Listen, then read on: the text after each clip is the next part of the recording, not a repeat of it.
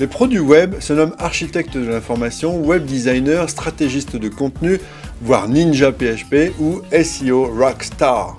Le web doit beaucoup aux autres domaines comme l'architecture, le design industriel ou le marketing. À l'opposé, aucun webmaker ne se tourne vers la gastronomie pour trouver l'inspiration. Je n'ai encore jamais rencontré de cuisinier numérique, de sommelier digital, de maître d'hôtel interactif ou de saucier web. Et pourtant, certains s'inspirent du monde des chefs, à Lyon notamment, dont certains disent qu'elle serait la capitale mondiale de la gastronomie. Lyon n'est pas la Silicon Valley, mais il y a pourtant des leçons à tirer de la façon dont les gens font le web ici. Contrairement à d'autres endroits où tout le monde est obsédé par la dernière nouveauté, les entrepreneurs lyonnais prennent exemple sur les réussites du 19e siècle. Et un des plus grands succès de leur ville, ce sont les mères lyonnaises. Ces mères étaient les cuisinières de la bourgeoisie. Elles ont décidé petit à petit de s'émanciper et de lancer leur propre start-up, de modestes restaurants, mais avec une nourriture de très haute qualité.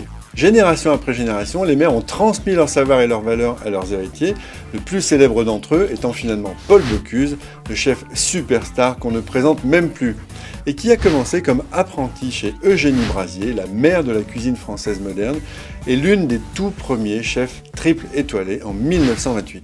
L'association du web lyonnais s'appelle la cuisine du web, ce n'est pas un hasard.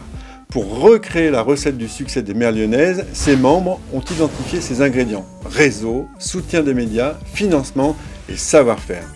Sans oublier un secret, la joie de vivre. Les Parisiens sont souvent surpris de voir que nous pouvons passer 2 heures au restaurant. C'est comme ça que nous menons nos affaires ici. Et les techniques pour faire un site web peuvent s'inspirer de la grande cuisine. Tout se résume à choisir des ingrédients de qualité et les préparer soigneusement. Les ingrédients du web sont les textes, les images, les vidéos.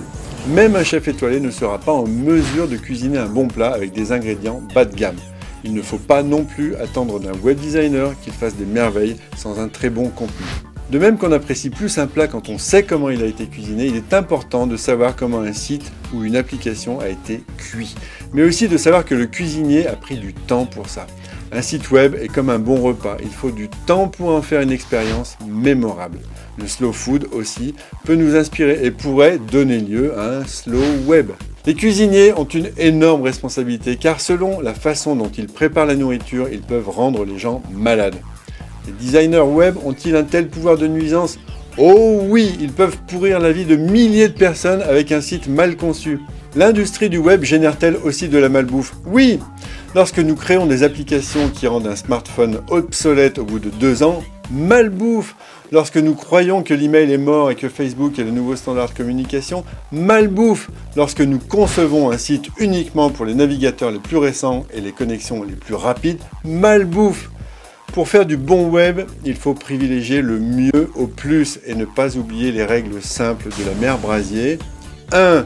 Choisir ses ingrédients très attentivement. 2. Privilégier le fait maison avant tout. Et 3.